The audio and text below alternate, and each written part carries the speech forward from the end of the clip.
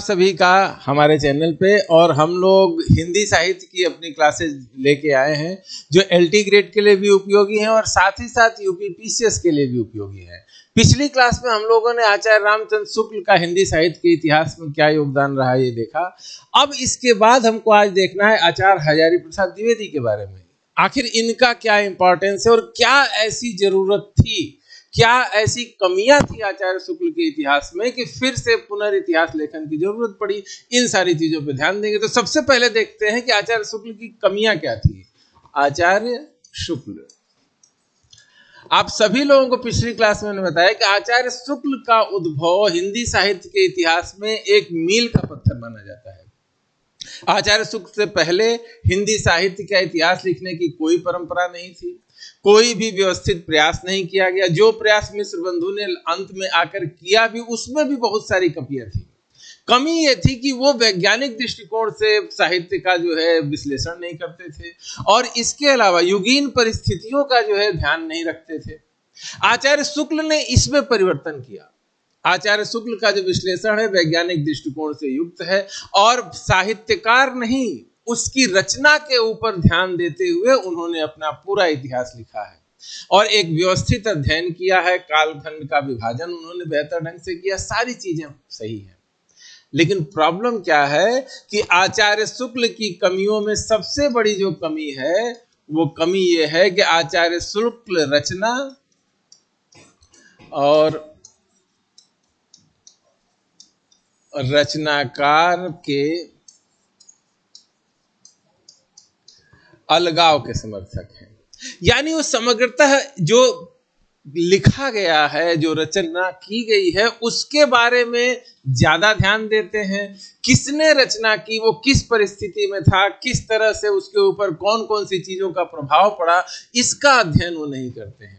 इसके कारण क्या होता है? इसके कारण आचार्य शुक्ल की जो वो है मतलब इतिहास है, इसमें एक कमी आ जाती है और वो कमी किससे होती है? परंपरा की उपेक्षा। यानी आचार्य शुक्ल अपने इतिहास में हर एक विश्लेषण के समय जो पहले से चली आ रही परंपरा है उसकी उपेक्षा करते हैं। उपेक्षा करने का मतलब क्या हुआ? यानी वो ये नहीं देख पाते हैं कि अगर कबीर ने कोई रचना की है तो उनके ऊपर क्या प्रभाव पड़ा है, किससे वो प्रभावित हुए हैं और किन किन चीजों के कारण जो है उन्होंने ऐसी रचना रखी है। अगर कबीर की कोई स्पेसिफिक विचारधारा है तो वो किस चीज से प्रभावित है। अगर सूरदास जो है सूरसागर लिख रहे हैं, कृष्ण के भक्ति परक कवि हैं वो, इसके अलावा वो श्रृंगार वर्णन भी कृष्ण का करते हैं, तो आखिर वो किससे प्रभावित हुए हैं? ये चीजें वो छोड़ देते हैं। इसके अलावा जब आदिकाल का वो विश्लेषण करते हैं तो केवल रासो साहित्य को ही साहित्य मानते हैं, केवल रासों को ही ये साहित्य मानते हैं। बाकी जो सिद्ध हैं, नाथ कवि हैं, इनको वो साहित्य से बाहर कर देते हैं। जैन कवियों की जो रचना है उनको भी सांप्रदायिक कह के साहित्य की सीमा से बाहर कर देते हैं। इससे प्रॉब्लम क्या होती है? इससे प्रॉब्लम यह होती है कि अगर केवल सांप्रदायिक आधार पर ही जो है साहित्य का विभाजन करेंगे तो हमारा तो पूरा भक्ति काल ही खत्म हो जाएगा। यानी कि हमको कंटेंट पर ध्यान देना चाहिए, न कि उसके संप्रदाय विशेष पर। यहां पर भी आचार्य शुक्ल चूक जाते हैं। इसके अलावा समकालीन समय में जो रचनाएं हो रही थी उसके प्रति वो घोर उपेक्षा दिखाते हैं।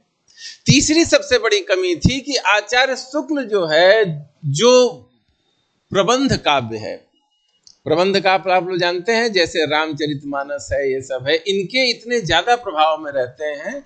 प्रबंध काव्य से ज्यादा प्रभावित रहते हैं।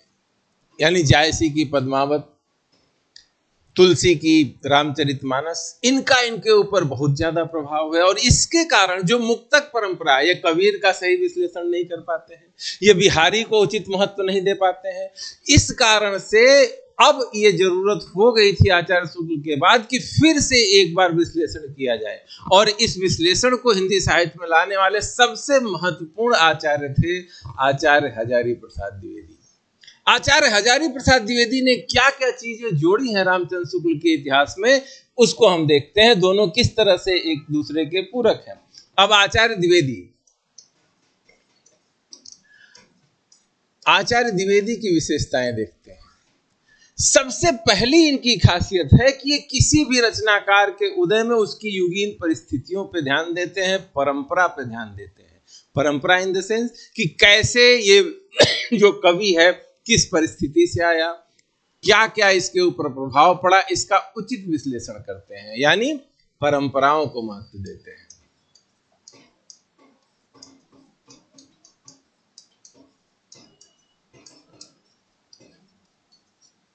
उचित महत्व देते हैं।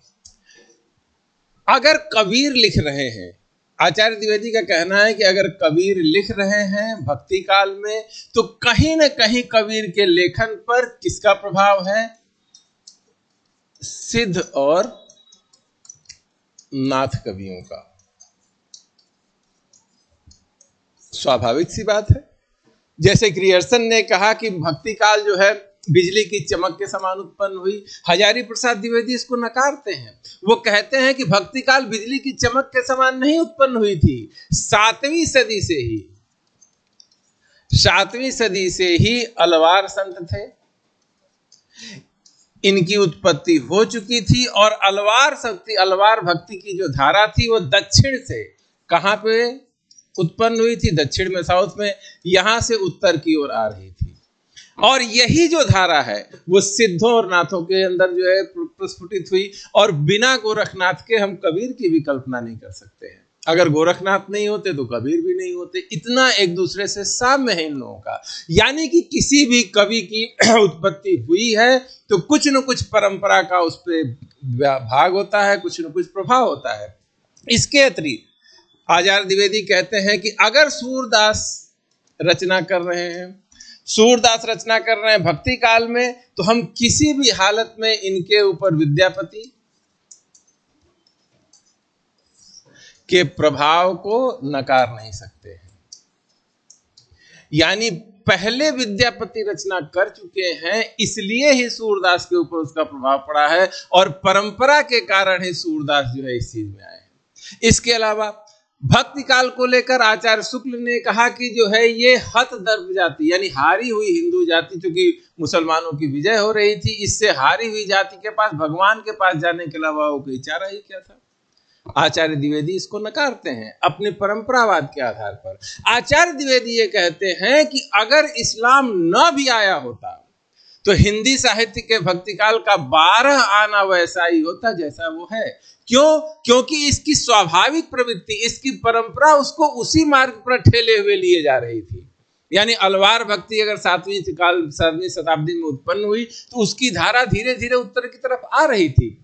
भक्ति काल के उद्भव में इस्लाम का केवल धनात्मक महत्व हो सकता है, इस्लाम के आगमन का। इस्लाम ही भक्ति काल के उदय का कारण नहीं हो सकता है। क्लियर हो रही थी बात? यानी कि उन्होंने ये कहा कि पहले की परंपरा ही आगे जाकर प्रस्फुटित होती है, विकसित होती है, और उससे और बेहतर जो है विकास दिखाई देता है। यानी वो बिल्कुल अलगाव में विश्वास नहीं रखते थे कि कोई चीज अचानक से आके और हमारे ऊपर हावी हो जाती है और हम अपने हिसाब से काम करने लगते हैं। सबसे बड़ी बात क्या है? आचार्य द्विवेदी ने हिंदी साहित्य के इतिहास की कोई पुस्तक नहीं लिखी। इन्होंने 3 पुस्तकें लिखी, उनका नाम आप लोग याद रखिए। पहली पुस्तक लिखी है हिंदी साहित्य की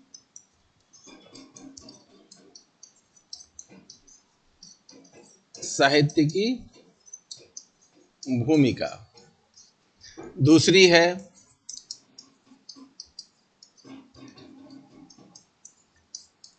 हिंदी साहित्य का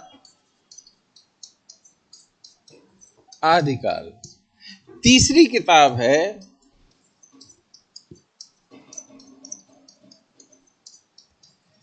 हिंदी साहित्य का उद्भव एवं विकास। ये 3 किताबें उन्होंने अलग अलग भाग में लिखी है, और हिंदी साहित्य के इतिहास में इनका योगदान इतना बड़ा कैसे हो गया बिना इतिहास लिखे हुए?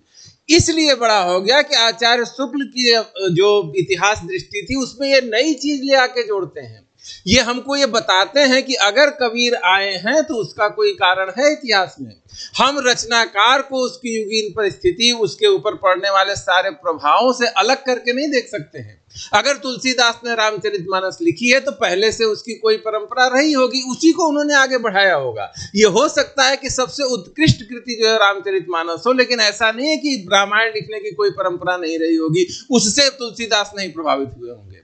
अगर कृष्ण भक्ति साहित्य में सूरदास का सबसे उच्च स्थान है तो कोई न कोई उससे पहले उस परंपरा का कवि रहा होगा जिससे प्रभावित होकर सूरसागर लिखी गई है। अगर जायसी ने पद्मावत की रचना की है तो सूफी साहित्य की एक धारा होगी जो पहले से चली आ रही होगी, उसी को जोड़ने में उसी की श्रेष्ठ रचना उन्होंने की है। यानी कि हर एक चीज को उन्होंने हिंदी साहित्य की परंपरा के हिसाब से जोड़ा है और समग्रता पे बल दिया है। यानी सबसे बड़ी बात क्या हो गई, साहित्य की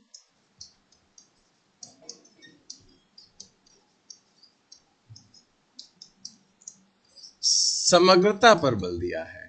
यानी कि अगर हमको साहित्य का अध्ययन करना है तो उसको पूरी परिस्थिति, युगीन परिस्थिति, पीछे के प्रभाव सबके हिसाब से करना पड़ेगा। क्यों? क्योंकि अगर कोई रचनाकार जन्म लेता है तो केवल वो अपनी एकाएक किसी प्रस्फुटित प्रतिभा के कारण नहीं होता है, कुछ न कुछ परंपराओं का उसके ऊपर प्रभाव पड़ता है और उसी प्रभाव के तहत जाकर वो इस चीज को करता है। और इसके अलावा आचार्य द्विवेदी क्या कहते हैं?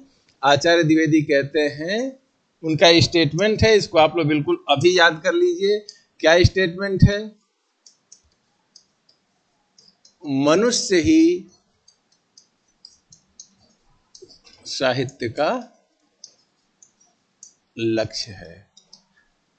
अब अगर किसी व्यक्ति का सिद्धांत ये है कि मनुष्य ही साहित्य का लक्ष्य है, साहित्य से केवल मनुष्य के हिसाब से करना चाहिए, इसीलिए वो साहित्य के जो मापदंड है जिसके आधार पर साहित्य की श्रेष्ठता को नापा जाएगा, उसका जो मापदंड होगा वो सामाजिक मापदंड होगा। यानी वो साहित्य के सामाजिक मापदंडों को सबसे ज्यादा महत्व देते हैं और इसी को वो कहते हैं समाज शास्त्रीय प्रतिमान। यानी साहित्य का विश्लेषण समाज शास्त्रीय प्रतिमानों के आधार पर होगा, ये केवल शिल्प के आधार पर नहीं होगा, कौन कितना चमत्कार उत्पन्न कर रहा है इसके आधार पर नहीं होगा। इसीलिए वो कबीर को हिंदी का महानतम कवि मानते हैं।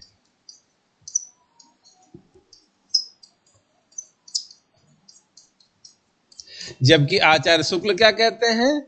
आचार्य शुक्ल ये कहते हैं कि वो अनगढ़ कवि हैं। कुछ ऐसी ही उलटबासियां उन्होंने कह दी, इसका कोई बहुत साहित्यिक महत्व नहीं है। जबकि आचार्य द्विवेदी इस मुद्दे पर यह कहते हैं कि कबीर जो है भाषा के डिक्टेटर है, वाणी के डिक्टेटर हैं। जो वाणी से नहीं कहा जा सकता उसको भी उन्होंने वाणी से कहलवाया है, सीधे सीधे नहीं तो दरेरा देकर, तोड़ मरोड़ कर। यानी जो भाषा है, भाषा को अपने हिसाब से ढालने की जो क्षमता कबीर में है वो किसी में नहीं पाई जाती है। इसीलिए हिंदी के सबसे महानतम कवियों में वो कबीर को शामिल करते हैं। कहने का मतलब है कि किसी भी काव्य का समाज के ऊपर क्या प्रभाव पड़ रहा है, इसके ऊपर सबसे ज्यादा जोर देने वाले कौन है? हजारी प्रसाद द्विवेदी। ठीक है, वही चीज तो कुछ परिवर्तन हजारी प्रसाद द्विवेदी ने इस वो परंपरा में कर दिया हिंदी साहित्य के इतिहास लेखन में। इसके बाद अब दो धाराएं बन गई, आपको साफ साफ दिखाई दे रही है। आचार्य शुक्ल, इनकी मान्यताएं, और दूसरी तरफ आचार्य द्विवेदी, हजारी प्रसाद द्विवेदी। दोनों लोगों के बीच में काफी हद तक मतभेद आ गया। इन दोनों तरह के मतभेदों में समन्वय का काम किसने किया? अगले आचार्य आते हैं, आचार्य राम स्वरूप चतुर्वेदी। इनकी पुस्तक का नाम है हिंदी साहित्य और संवेदना का विकास।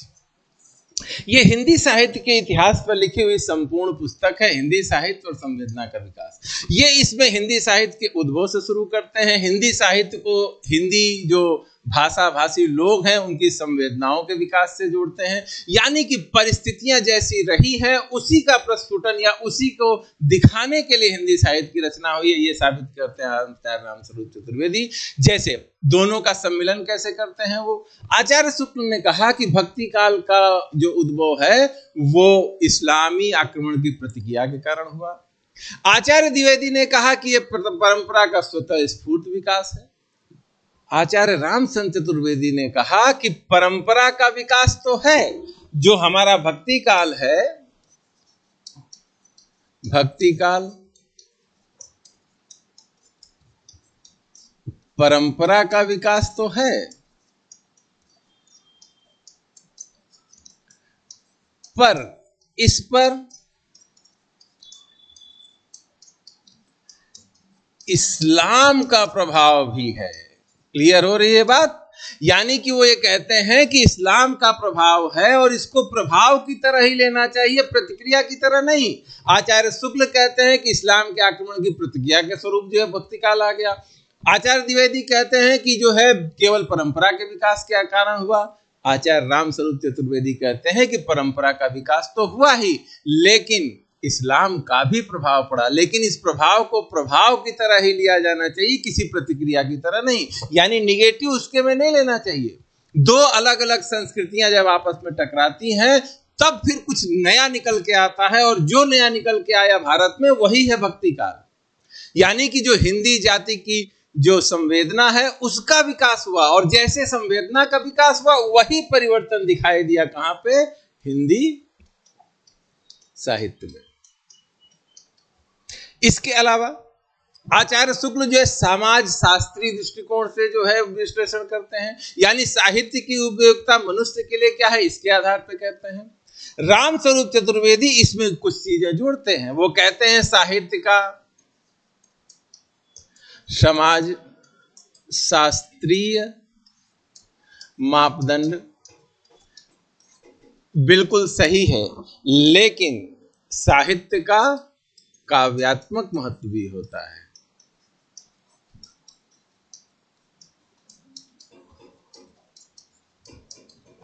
यानी कि जो काव्यात्मक मापदंड है वो भी जरूरी है, दोनों का उचित संतुलन होना चाहिए।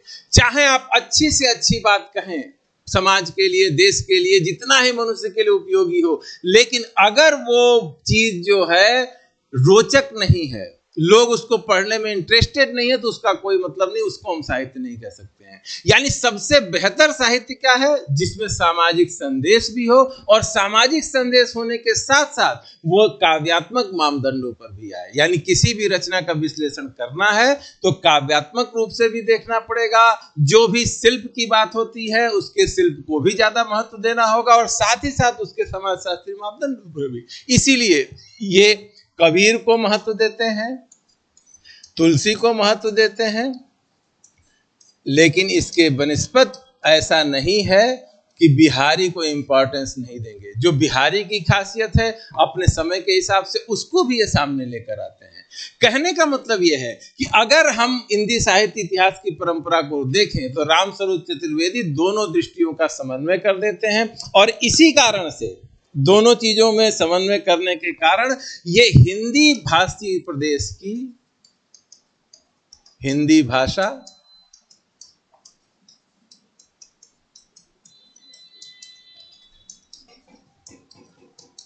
और हिंदी भाषी प्रदेश की सबसे बड़ी खासियत, सबसे बड़ी विशेषता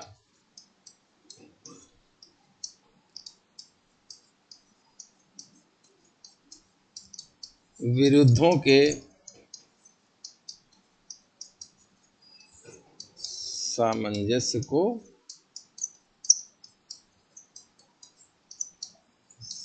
सामने लाते हैं। यानी कि आचार्य रामस्वरूप चतुर्वेदी ये कहते हैं कि जो हिंदी भाषा और हिंदी भाषी प्रदेश की सबसे बड़ी खासियत है वो है विरुद्धों का सामंजस्य। अलग अलग एक ही समय में अलग अलग तरह की रचनाएं यहां हो सकती हैं, एक ही साथ अलग अलग तरह के, अलग अलग विचारधारा, अलग अलग धर्मों को मानने वाले लोग जैसे एक साथ मिलजुल के रहते हैं, उसी तरह से हिंदी साहित्य में एक ही समय में अलग अलग प्रवृत्तियां चलती हैं।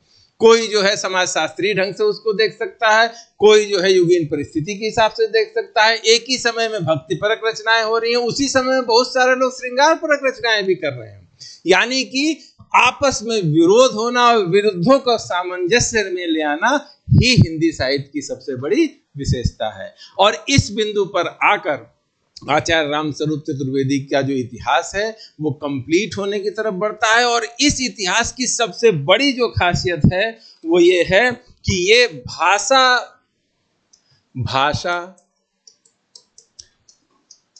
साहित्य और समाज के संबंधों की गहन पड़ताल करते हैं।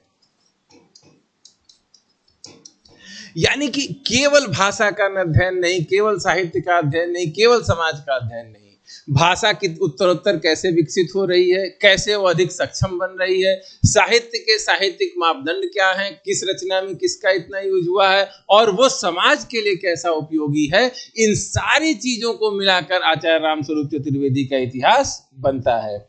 इसके अलावा साहित्य के साथ ललित कलाओं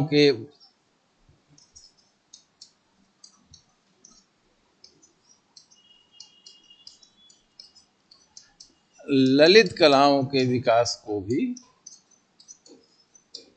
जोड़ते हैं। यानी कि वो ये कहने की कोशिश करते हैं कि जिस तरह से साहित्य विकसित होता है उसी तरह से, उसी के सामंजस्य के साथ ही अन्य ललित कलाओं का ही विकास होता है। अगर संगीत का कोई स्वर्ण काल चल रहा है तो वो साहित्य का भी स्वर्ण काल होगा, वही पेंटिंग का भी स्वर्ण काल होगा। यानी सारी ललित कलाएं एक साथ ही विकसित होती हैं, एक साथ ही चलती हैं। और हिंदी भाषी जो जाति है, हिंदी भाषी जो प्रदेश है, उसका इतिहास भी उसके साहित्य के इतिहास के साथ जुड़कर चलता है। तो इस प्रकार हम लोगों ने देखा हिंदी साहित्य के इतिहास लेखन की परंपरा। अपनी अगली क्लास में अब हम लोग शुरू करेंगे हिंदी साहित्य का जो पहला कालखंड है, जिसे आदिकाल कहा जाता है, उसको हम लोग खत्म करेंगे। तब तक के लिए थैंक यू।